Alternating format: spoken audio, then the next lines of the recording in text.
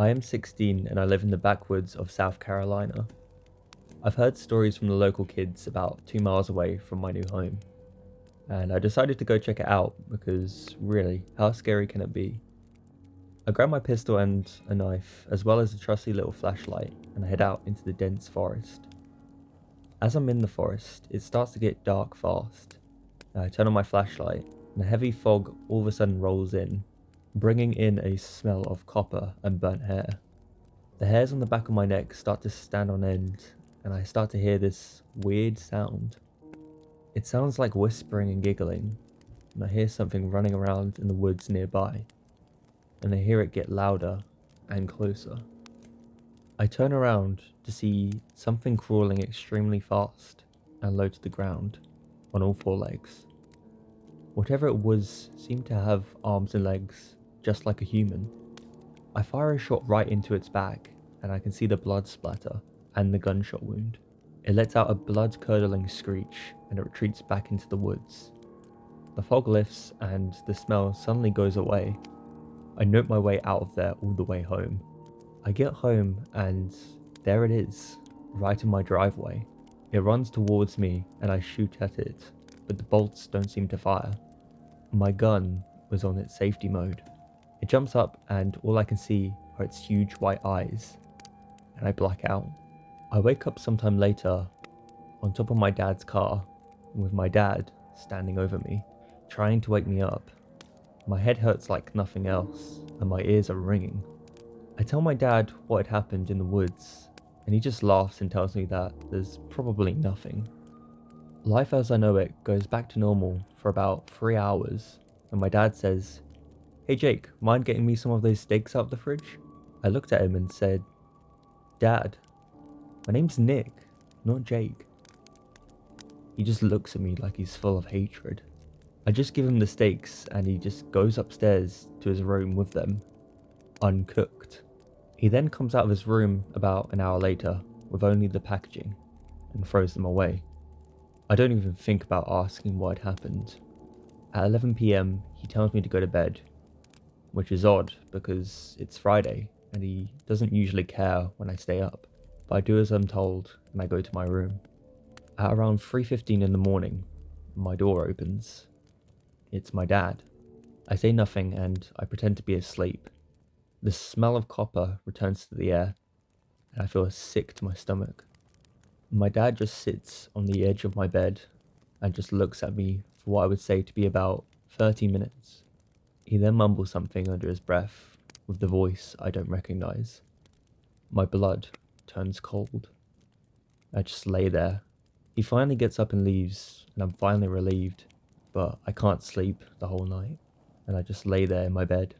Finally, the next morning, I get up and I go out into the living room. My dad is sleeping on his lazy boy recliner, and his nose is bleeding. I wake him up and tell him I'm spooked, and I asked him about the blood. He has no idea where it came from. I then ask about the night before, and he has no idea what I'm talking about. He doesn't remember waking me up being on top of his car.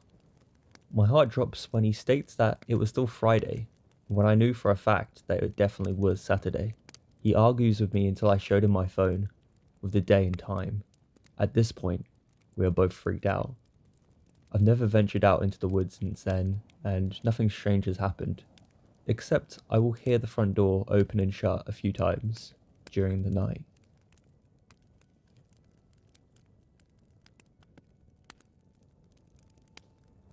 I was spending a month with my cousins at my grandmother's house.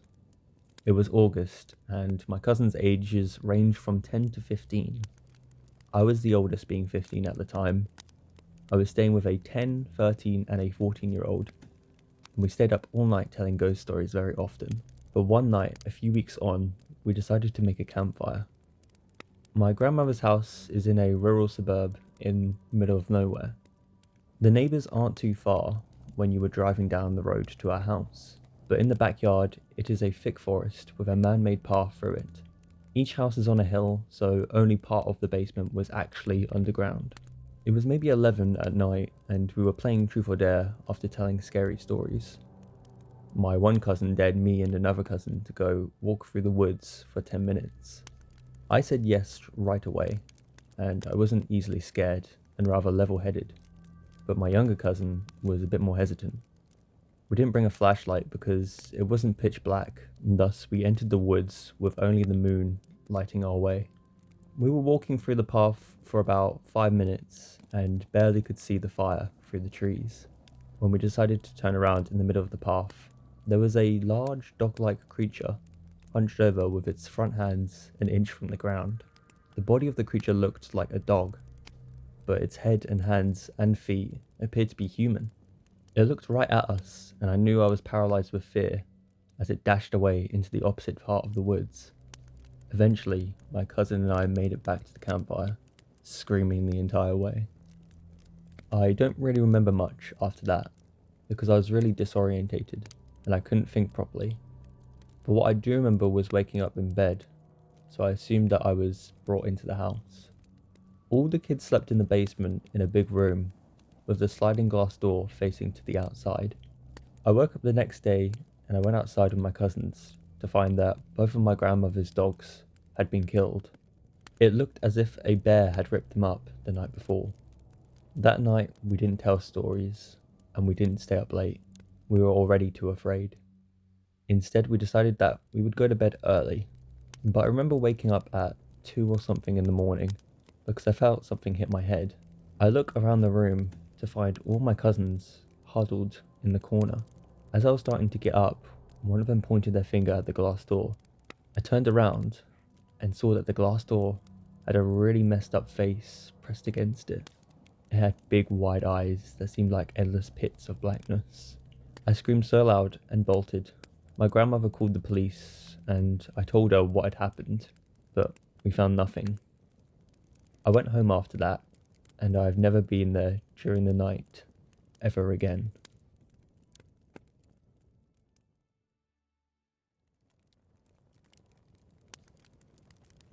I live in northern Washington near a ton of woods, and one day, me and 3 of my friends, let's call them Jake, Aaron and Kyle, made plans to go camping in the woods, since we loved the outdoors and just wanted to get away from it all.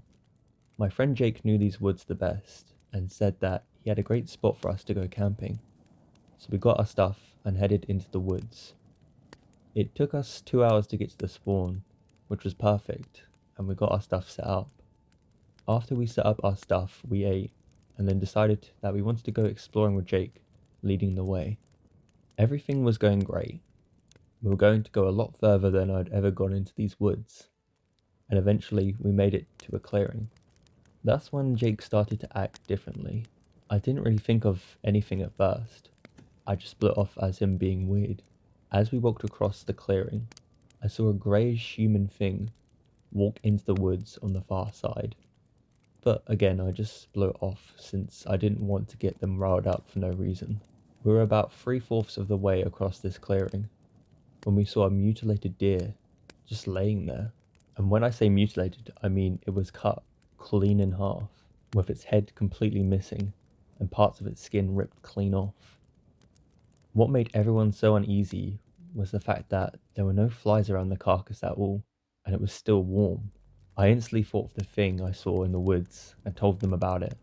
Aaron said he saw it too, but he thought he was just seeing things. I then get the unshakable feeling that I was being watched, and I could see that everyone else was creeped out. We all decided to go back to camp, and since it was getting late, we decided that we would go to the clearing some other time. That's when I heard the sound of someone running up really fast. I turned around and there was nothing there. I told my friends that we should hurry and leave because I didn't want to go out anymore. They agreed and we started jogging through the woods with the sun setting. We didn't think that we would be in the woods for so long, so no one had brought a flashlight, and it was getting dark fast. About 20 minutes into our jog back to the camp, we hear that blood-curdling scream coming no less than 50 meters away. At this point, we are running through the woods and it's getting darker every minute. That's when we hear a weird growl off to the side of us, rustling and twigs snapping. I'm terrified at this point, and we are all sprinting through the woods back to this site. We finally make it back and tear into our tent, with all of us hyperventilating. None of us say anything for about 5 minutes. When Jake says, "Let's get out of here," right after he says that, we hear a "Let's get out of here" right outside of the tent. Everyone is beyond terrified. At this point, we have no idea what to do. We sit there in complete silence and we hear 2 sets of footsteps going around our campsite, throwing our stuff around. One of the things even tries to open the tent, but I hold the zipper down with all the force I can muster. Literally, everyone is crying. At this point, eventually those things leave, but we are too scared to even go near the tent's door. About 3 hours of trying to figure out what had just happened, Jake decides he's going to check outside to make sure the coast is clear so we can get out of here. I decided to go with him since I didn't want him to get killed. When he opened the door, we stepped out. He shined his flashlight into the woods and we saw 3 of those things staring right back at us. Their eyes were huge and sunken in, but also pitch black. They were about 6 feet tall and lanky. When they noticed that we saw them, they ran faster than anything I've ever seen run into the forest. Jake and I booked it back into the tent and told Carl and Aaron what just happened. Aaron became hysterical and came up with the brilliant idea to run back to the car and get out of there. I tried to stop him, but he was going to run on pure fear, and he booked it into the woods. We had no choice but to go looking for him, since those things were probably still out there. As we were grabbing our flashlights, we hear him scream in the distance, followed by a loud growl. We ran out of the tent and began searching for him, and spent the next 20 minutes looking. Carl begs us to go back to the campsite, since we kept hearing something walking in the woods really close behind us. We get back to the campsite to find Aaron just standing, facing towards the tent, his back towards us. Jake starts to cry and says, "What were you thinking? You're so stupid." Aaron then robotically turns and says, "Haha, don't worry guys, I'm fine." We all look at each other, but we decided to get back into the tent for safety. Jake says that it's probably best for us to wait it out over the night and leave in the morning when it was safer. I then noticed bruises and cuts all over Aaron's arm and legs. When I asked him about it, he only said, "Haha, don't worry guys, I'm fine." Aaron kept saying that the exact same way. We all just tried to ignore him and get through the night alive. During the rest of the night, we heard those things walking around our campsite, and Aaron kept asking if we wanted to go back out there for some stupid reason. Like, "Hey, I saw this sweet rock back out in the woods. You want to go see it?" After an eternity, morning came and the noises stopped, and we all began sprinting to the car. When about 20 minutes in, I noticed Aaron wasn't to be seen. Since my other friends were still running, I didn't want to fall behind, and I kept moving. Finally, we made it back to the car, and we all agreed that Aaron was probably gone. We sped home and swore to never talk about this to anyone ever again. We told Aaron's mum that he walked off in the middle of the night, and we couldn't find him. We were investigated about 6 months on and on, but they couldn't find any proof or motive that we would have wanted to kill him. We tried helping with the search, but nothing came of it. To this day, late at night, when I hear anything off in the woods, I think of Aaron.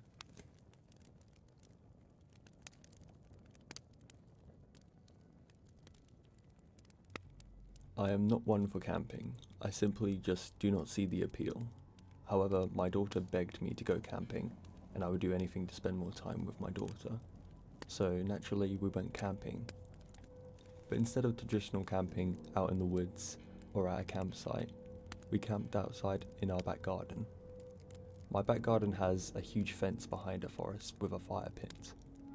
And some nights we hear animals out in the woods. Nothing out of the ordinary, just foxes, deers, and the occasional elks. We set up camp outside our conservatory, which was an extension of our house, so we could plug in a TV and watch TV while camping. Not exactly traditional, but it worked for me. It went well, for the most part. we pitched our tent and started a fire in our fire pit. This was actually kinda nice. It was a lot different from how I went camping with my family when I was young. We put out the fire early and went inside our tent to watch some TV. My daughter, being young, naturally wanted to watch Frozen. I sighed in frustration and agreed. It wasn't long into the movie until I was fast asleep. I assumed that it wasn't much longer until my daughter did the same. I woke up a couple of hours later. My daughter was asleep and sound in her sleeping bag. The TV was still on, and just as I was about to turn it off and go inside to use the bathroom, which is a godsend when you are camping in your back garden, but I was stopped by what sounded like a screech from an elk out in the woods. I thought. That sounded kinda close. And kind of odd, I didn't think elk were nocturnal animals. I could be wrong, however. I was about to get up again until I heard the elk tampering with the fence. It sounded like the elk was rubbing against the fence. I know elks usually rub their antlers on trees, but not usually a fence. I was kind of paralyzed by this. The brief thought of a burglar or unwanted guest in our back garden terrified me. As that fleeting thought passed, I was able to hear something successfully jumping over our fence. I was now on full alert. I could hear something or someone walking around our back garden.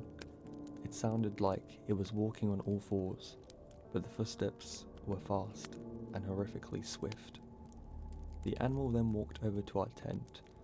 I was able to hear then long and deliberate breathing. The breathing was not natural. It sounded like someone was trying to breathe but had their lungs filled with blood. The creature then began to circle our tent. I could see parts of the tent beginning to cave in, like someone was pushing their hand through the tarp of the tent. This was terrifying. The imprint definitely looked like a hand. Thankfully my daughter was in the middle of the tent, and whoever was outside was unable to touch her. The creature then walked around to the front of the tent, and it seemed to trip or trod over the extension lead, coming from the TV. It began to pull the lead. This pulled me out of my shock, and I immediately unplugged the TV. The cord was forcefully pulled out of the tent. I hugged my daughter and did my best to control my breathing. My heart was pounding out of my chest. I was just grateful that my daughter was still asleep. The creature then made its way closer to the tent. That is when I started to see the zipper to the tent move from top to bottom. It was trying to get in. I did the only thing I thought I could and hold the zipper shut. The creature eventually gave up and started walking around the backyard. About 20 minutes went by and I heard the creature was on our deck. The creature definitely had hooves, which was strange as I knew I saw a hand, so I was confused at this point. Eventually, our automatic porch light turned on and cast the shadow of the creature on our tent. The outline was horrifying. It was tall and lanky and had long antlers with human-like features, but its limbs looked bent and crippled. A part of me wanted to open the tent and peek, a little sneak peek, but something told me that that was a bad idea. Thankfully, the porch light seemed to startle the creature and it ran off back over the fence of our backyard towards the woods. I took this time to pick up my daughter and make a run for it. I moved quicker than normal and luckily my daughter didn't wake. I opened the door and locked it swiftly behind me while holding my daughter. I laid her down on her bed and we both spent the night inside. The next morning I woke up and went outside to clean up camp. I could see hoof prints around the backyard. They circled my back garden and they definitely belonged to a deer of some kind. Keep in mind, for those reading, my fence is 6 foot tall. Not exactly an easy jump for anyone. I just brushed it off with a weird encounter with a deer in my back garden. Fast forward a week later, I'm outside by the fire pit, enjoying a nice cold beer. The fire pit is not too far from the fence. As I'm relaxing by the fire, I'm able to hear something on the other side of the fence. It's that breathing again, that unnatural breathing. I hop up and try to look over the fence, but by the time I got onto the top, I was only able to see something book it into the dark, hollowy woods. It looked big and I was freaked out by this, so I decided it was time to go in. I smothered the fire and headed inside. I freaked out, but I didn't tell my wife. She gets scared of anything. I spent the rest of the evening just chilling and watching TV downstairs. I can hear my wife doing the dishes in the kitchen. She enjoys doing it and it relaxes her. Lucky me. Just like most kitchen sinks, there's a window right in front, overlooking our back garden. As I'm relaxing and watching TV, I hear a shattering of dishes, followed by my wife saying, "What the hell is that?" She's pointing out the window to the back garden. I get up and glance to see what she's looking at, and follow her finger. Standing in the back garden is only what I can describe to be a demon. The creature was tall and pale, with very long limbs. It had antlers, but had the face of a man. The creature seemed unaware that we had seen it. It seemed to be sniffing where I was sitting by the campfire. I did the only thing I could think of at the time and called the police. Before I was able to finish the call, the creature had jumped over the fence. I made a report over the phone, but I didn't recommend the officers coming over as the creature had left and there wasn't a point. After dealing with that and trying to calm down my wife, it was pretty late at night. I don't know what to call it. The only thing that comes to mind is a demon of the woods. I'm pretty sure that me and my wife saw was the same creature that was trying to get in the tent that same night. Whatever that creature was, it was now getting braver and smarter. My wife and I began waking up late at night and began hearing sounds coming from our back garden. They were the same sound as the lungs filled with blood. The creature was smart. It stood far enough to not activate our automatic porch lights, standing in the darkness of our back garden. At times I would see what looked like red eyes peering back at me, but I can't be completely sure. I think one night the creature was able to enter our home. I remember waking from a deep slumber, still very groggy and disorientated. But my daughter leaves the bathroom light on, which is down the hall from our bedroom. Its still light shines through the bottom of our doorway. Once I was awakened, I heard the sounds of what sounded like hooves coming up our wooden stairs. The footsteps went from the stairs to the front of my bedroom door. I could see the shadow underneath the door. I could hear the door handle slowly turning, but the door never opened. The creature then turned and went back down the stairs. Instead of getting up and making sure my house was clear of the creature, I just went back to bed. I woke up the next morning and immediately checked on my daughter, and she was okay. I thought I had dreamed it, but that is until I saw my back door to my back garden.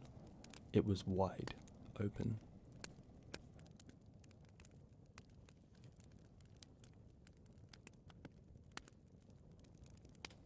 This story happened a couple of years ago. It was me and my group of friends that we would go camping with quite often. It was our junior year and we had 2 weeks left before school started. We wanted to have fun, and so we decided to go camping, deep into the woods. During this time, me and my friends were kind of into survivalism. We wanted to go camping with the bare essentials. We only bought some food and some tools that we could all build a shelter with, and a couple of sleeping bags. I also bought a tarp just in case things didn't go so well. We literally picked a random patch of woods to go camping in.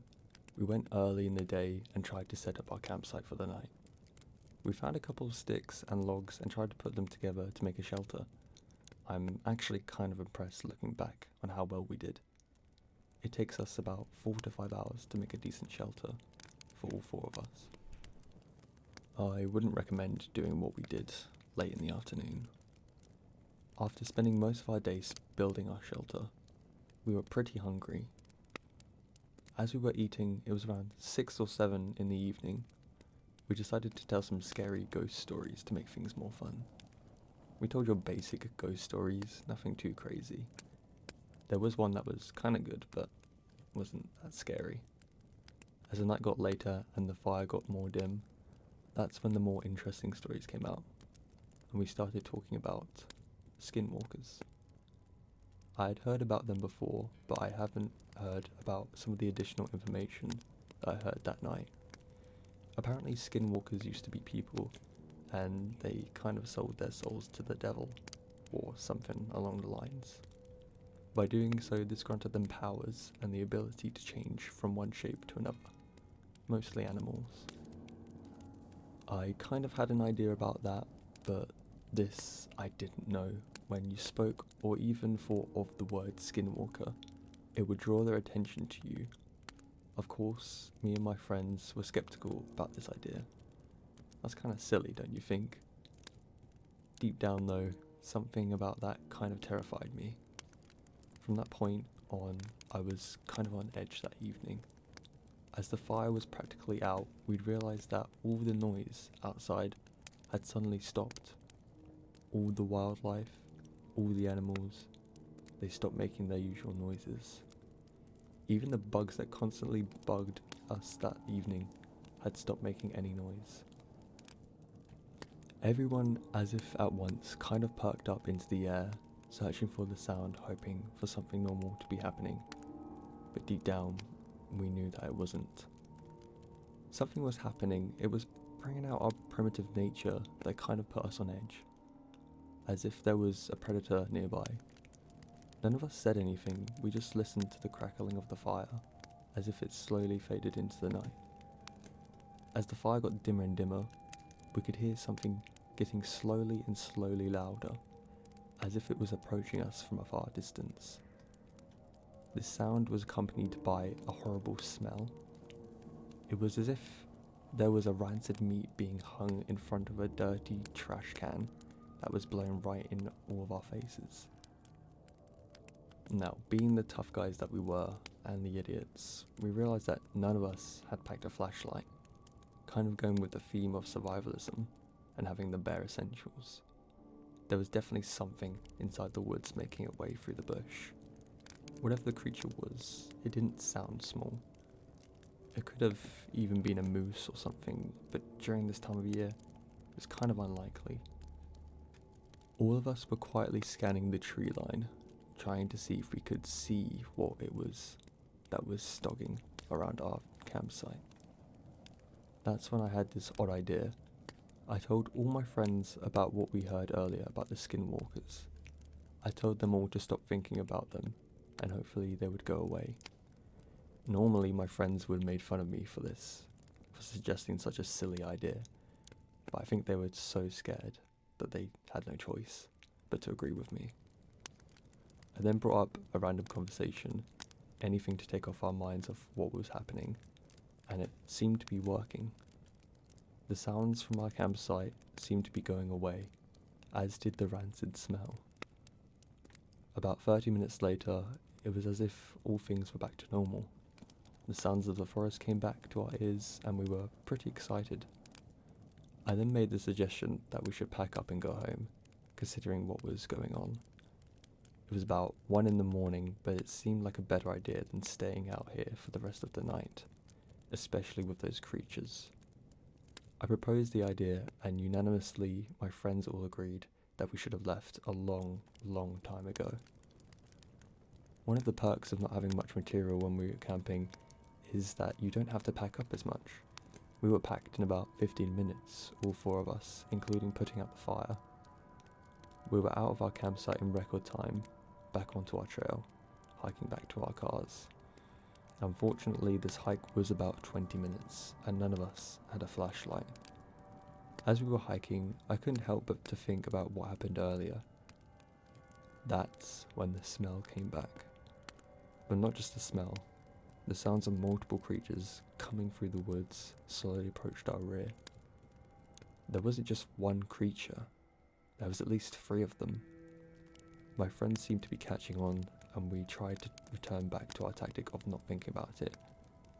But we were out in the woods with no flashlight, being stalked by 3 skinwalkers. The task of not thinking about it was nearly impossible. We were about 10 minutes when we started hearing what sounded like our friends being mimicked by a weird radio.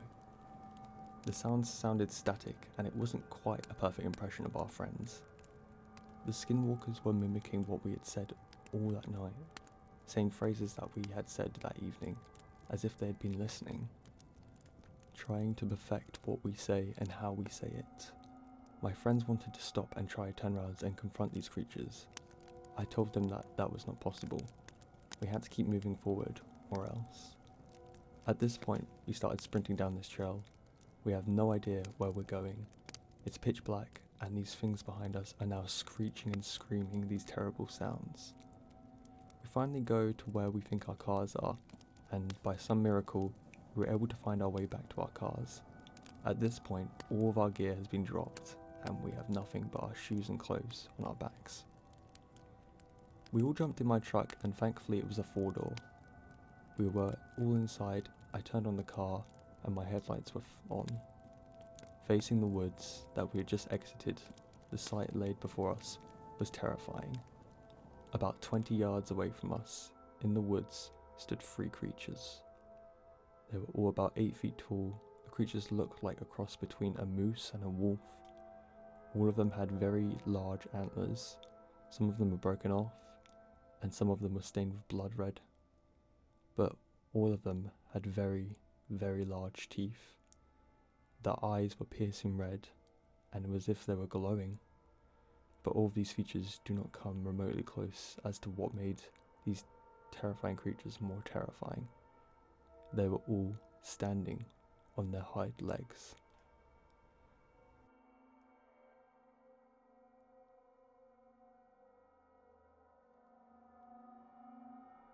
I get home from work. It's almost midnight. The door opens and the home security system does that high-pitched beep beep chime. I'm in my kitchen eating a late dinner before going to bed. I hear a door open and then the home security thing goes beep beep beep. But it definitely sounded like it came from outside. I'm sitting right by the back door, so I go check the front door. The front door has a screen door in the wooden door that leads to the small entry room. Then the second door inside that leads up to the stairs and into the house. These are loud, old doors. I didn't hear the screen door open and the main door closed, but I also didn't hear the second door open. The door is just double locked and no other doors are open. Nobody is standing outside. Okay, maybe it was the neighbor's door and maybe they have the same system. I hear it again and it sounds like it's coming from outside of the front house. I look out the window. It looks like there's a deer outside. It's crawling on the yard with its belly on the ground. It decides to stand up and continues to stand up, but on its back legs. The deer makes the beeping sound with its head raised up into the air. It's not a deer. It looks like a guy, but with deer legs. It's almost too dark to see what's really going on. I'm home. What the fuck? I'm home. The creature sounds like a dog is barking, but it sounds like it's trying to vomit at the same time. It starts to gallop and across the street. Beep, beep, beep. What's weird about this is that I do not live in a rural area. The deer population typically stays down towards the outskirts of the city. I have never seen or heard anything like this.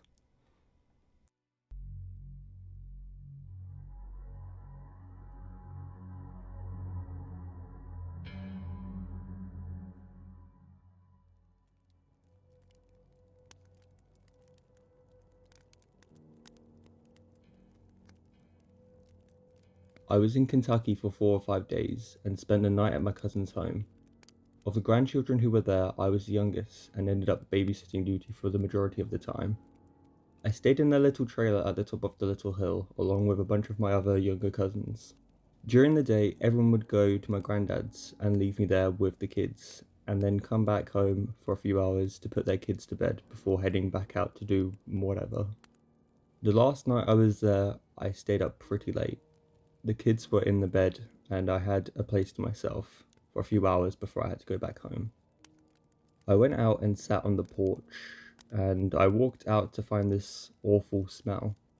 The smell was very familiar to what I refer to as smelted metal. I started gagging and walked down the stairs of the trailer thinking I would get some fresh air off the porch. As I got down, I saw in the moonlight what looked to be one of my younger cousins, Aiden. He was just standing there, with his back to me, a good 50 feet away from the trailer.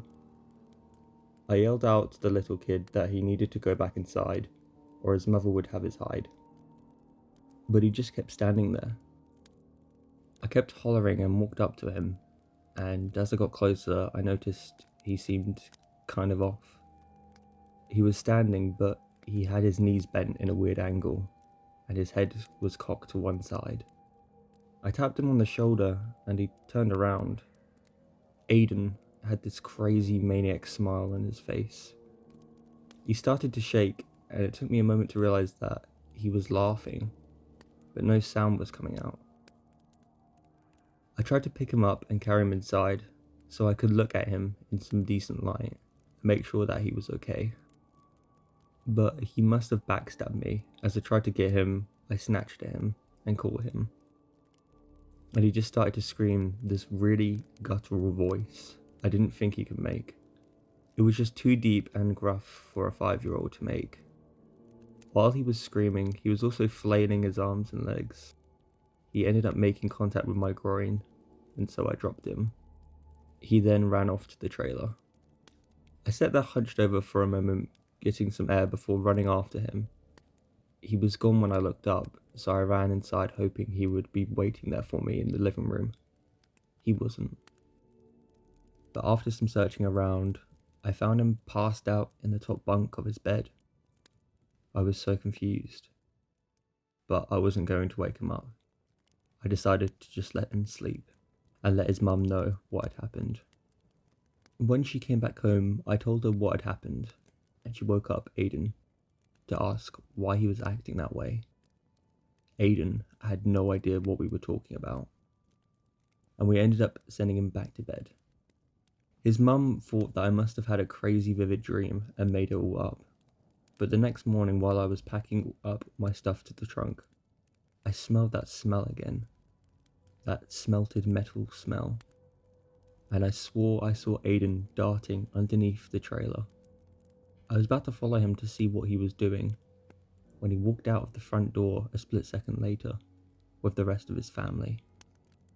I just told myself that I was imagining things, and I didn't say anything to my family.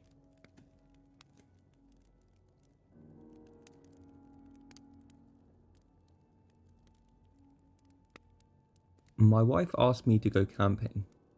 I hate the idea, but she seems pretty excited. Sure, why not? We drive to a secluded bit of land by our grandparents' house, and we spend hours setting up the tent in the campsite. We get ready and go hiking. As we are hiking, however, it rained a little bit, and we got a bit wet. We double back and get back just in time before it gets dark. We made another fire, and the wife is getting a bit tired, kind of low energy. We eat dinner and talk for a while. Then we decide it's time to go to bed. We inflate our air mattresses and get our double sleeping bag out. We're getting together and she's shivering. I asked her if she was okay. She said that she's fine. She keeps shivering and I don't feel so good about this. You said you were fine. I don't want to ruin our trip or anything, but I think we should go back. I feel her face and it's pretty hot. Well, it won't be any fun if you don't feel well tomorrow. I think it'd be better if we just leave. You might have a fever. She agreed and we headed back to our home. As we decided to get our things packed up, I put her in the car to wait as I finished putting the tent and other odds and ends back into the car. I turn the car on and place her inside. I turn the heat on quite high so she can get warm, and I go back into the tent and start to deflate the air mattress, when I hear the horn beeping from outside. I ran out over to my car and my wife said that there was someone around in our campsite. She said that they were crawling. She said that as soon as she saw them, and she was sure that it was a person, she made sure to beep the horn to notify me. I can tell she's pretty upset about this. I didn't believe her at the time, considering the state that she was in. I told her to relax and rest up as I finished packing up, I gather everything outside of the tent and step back in to roll up the mattress. I hear her yell my name. It sounded like it came from the woods. Why is she outside of the car? I then hear a yelp, "Help, my leg is bleeding." I rush out and I glance over to my car, but she's still inside, asleep. A wave of fear washes over me, and I hear something yell again from the woods. This time, it doesn't sound anything like my wife. Help me. I begin to freak out, and instead of packing up the tent properly, I just roll it up as best as I can and shove it into the car. I left a few unimportant items behind considering I was in a rush, and I didn't want to meet whatever it was out in the woods. I started driving and we finally make it home. When my wife finally wakes up, I ask her, "What did you see out in those woods?" She gets really serious and looks very stern in her face. She said that it was very wide and thought it was a naked person crawling behind some trees.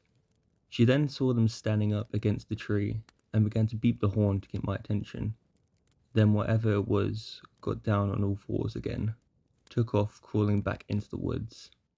In a way, I'm kind of glad that my wife got sick, so that we would not be outside any longer with that thing.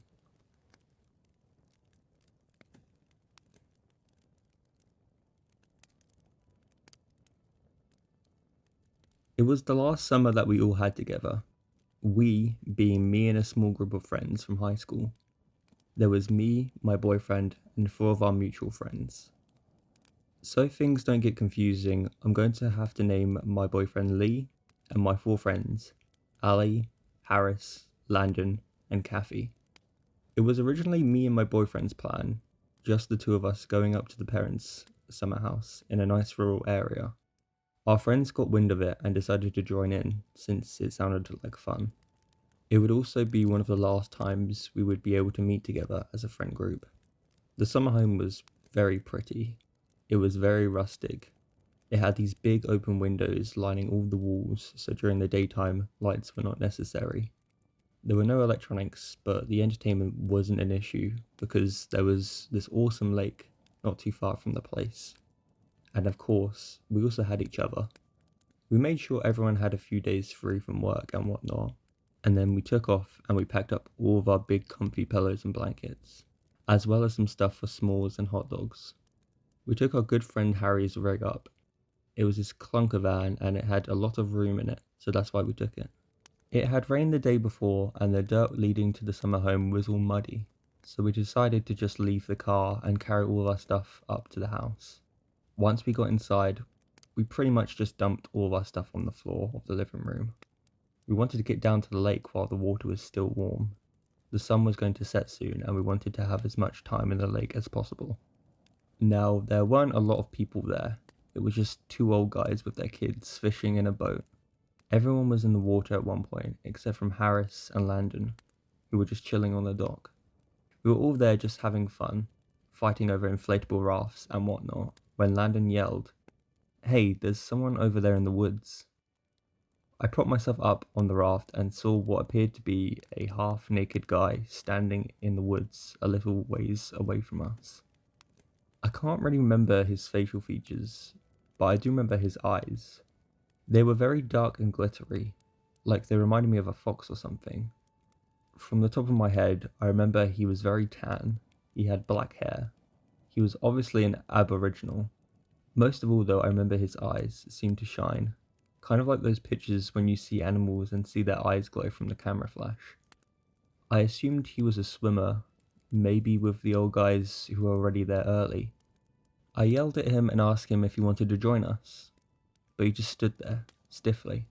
He did not move.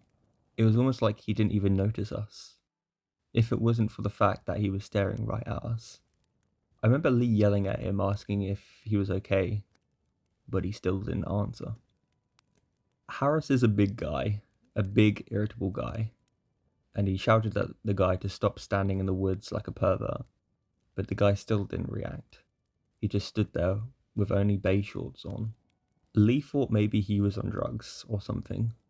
He got really uncomfortable and suggested that we would leave. I agreed fully. The guy was really creeping us all out. We all clambered out of the lake and wrapped ourselves up in these towels and headed back to the cabin. The trail back to the summer house was uphill and gave us a good advantage point over the guys. He was still standing down by the lake, still stiff and awkward looking, except for his head. His head was turned as far as it could be to the side, watching us. Landon is pretty skittish and he started to curse at us, telling us to go faster. Harris said that he probably was just retarded or something and that if he attacked, he could take him. We all went inside the summer house under the guise of wanting to organize the stuff that we just dumped on the floor. But I think we just didn't want to go outside again while that guy was still standing out there, poking around. We do all we can inside and it starts to get dark out. Ali volunteers to go outside to dig a fire pit and Harris tags along, and Lee says that he's going out into the woods to get some dead branches and stuff and that I would go with them. Kathy said that she would go looking for some kindling, but I think she was still kind of freaked out. Anyway, me and Lee were out in the woods. He was getting firewood and some sticks to roast the food on. I'm stuck carrying the wood, and he was the one cutting it. The mosquitoes were eating us alive, and all I hear is this buzzing. But the buzzing just keeps getting louder and louder until it feels like my skull is vibrating. I can't see and my teeth are chattering. Eventually it gets so bad that I drop the firewood and swat it around my head, but that does nothing. So I just put my hands over my ears, but it feels like my hands are shaking too. It's then that I notice that I lost sight of Lee. I shout out to him, and as soon as I shout leaves my lips, I'm overcome with this violent stench. I can't even begin to describe it. It was so rancid and foul, I put my hand over my nose. It took all my willpower to not hurl. I started to head back to the cabin when I catch something out of the corner of my eye. It's Lee. I feel really relieved to see him and start to walk towards him, about to make a joke about how he tried to ditch me. But he doesn't really react. He just stands there stiffly without any real emotion in his face. His face is slack, like he'd forgotten how to smile or make any emotion for that matter. His posture isn't relaxed like usual. He's very tense, like all the muscles had cramped inside of him. My smile dropped from my face and he lets out this wheezing, gasping noise. His shoulders convulse up and down, and it seems like he's trying to laugh, but only comes out as a strange mockery. I felt so terrified and turned on my heels, and it seemed all of my time on the track team finally paid off. I was running and jumping over the branches and the buzzing returned, joined by the frail wheezing noise. I burst out of the tree line and bumped directly into Kathy after what felt like an eternity. I remember she said, "Whoa, what happened?" But I was panting and shaking too much to answer. She brought me over to the campfire, which was started, and sat me next to Lee. He put his arms around my waist and started to pick the twigs out of my hair. "What happened?" he asked. I looked at him confused and angry. "What do you mean? You left me in the woods." He seems perplexed. He then explains that he saw me clear as day heading back towards the cabin, and he followed me back wondering what was going on. When he got back, he said he didn't see me anywhere, and the others didn't see me leave the woods. They were just going to look for me when I burst through the tree line after apparently running a marathon. "What happened anyway?" asked Landon. "Did you see a bear?"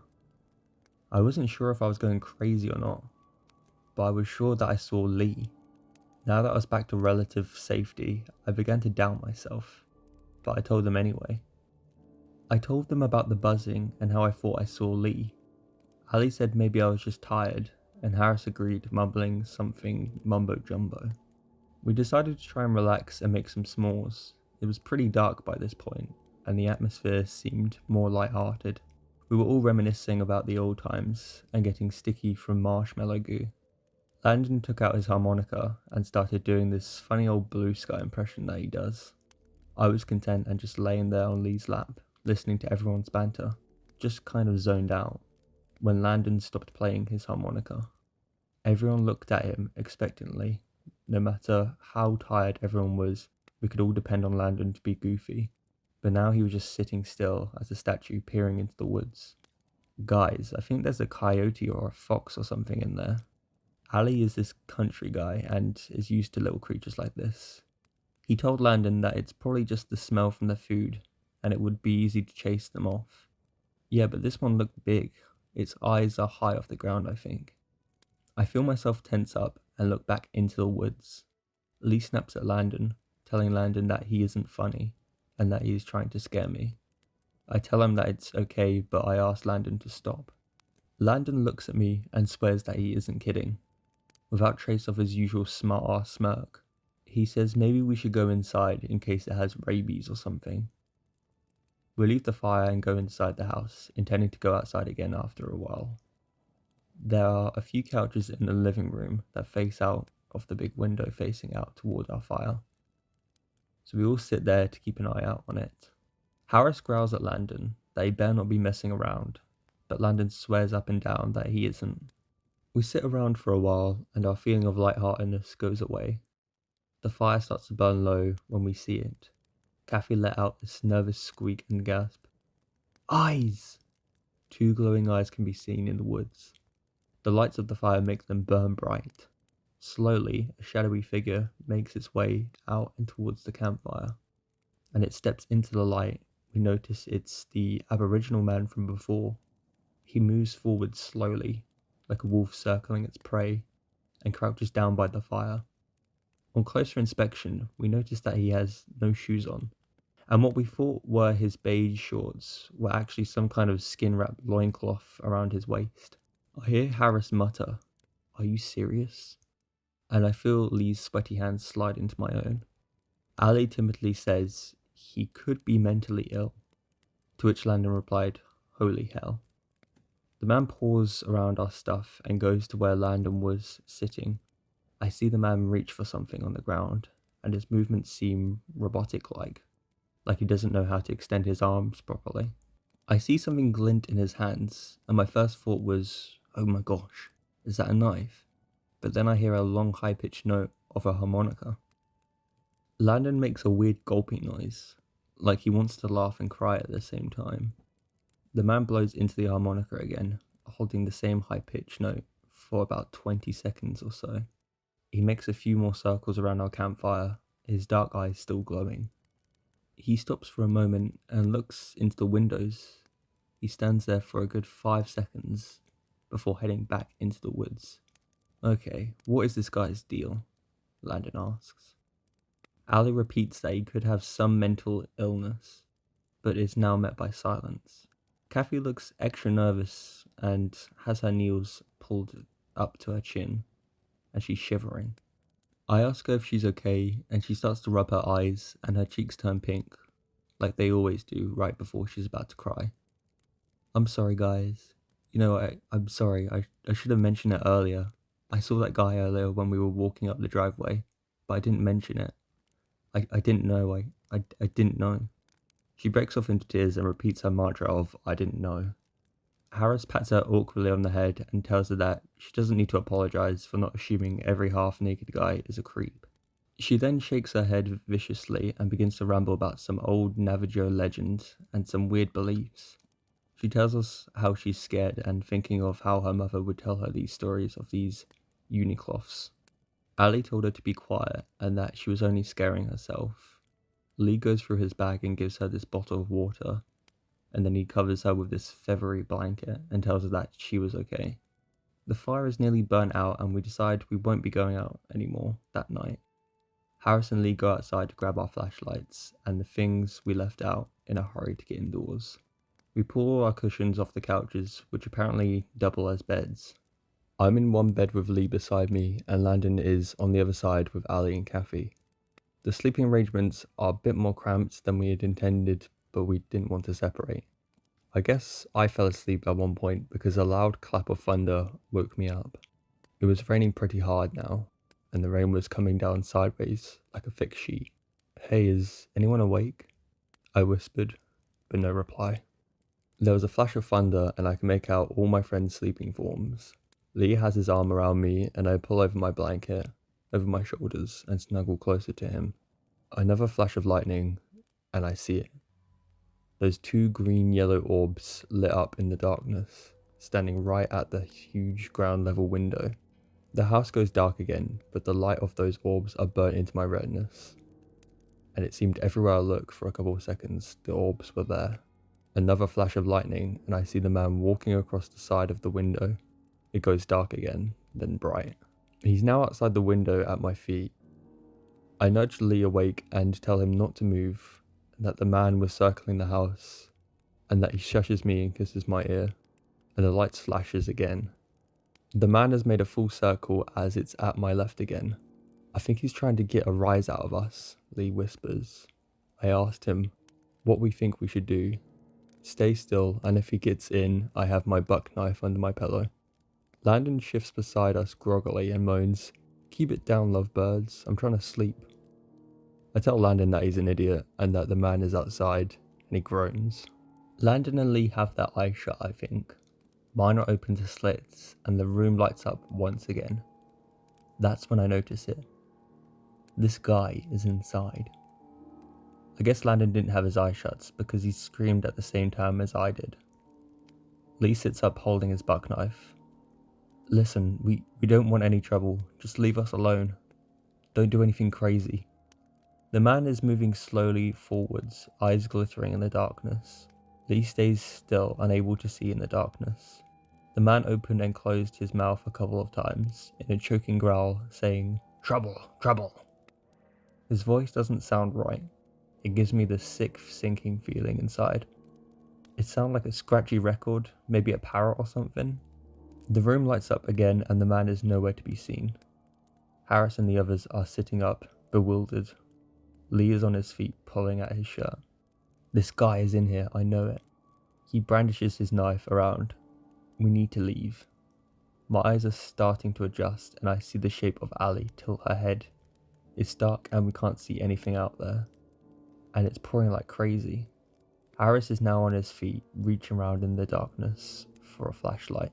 I think he's the one that needs to leave, he growls, and makes his way to the kitchen, hatchet in hand. Lee follows closely behind, and noticing that they all took weapons, the rest of us follow. Kathy is sticking to me like glue. This is what it wants, she mutters. It's a game.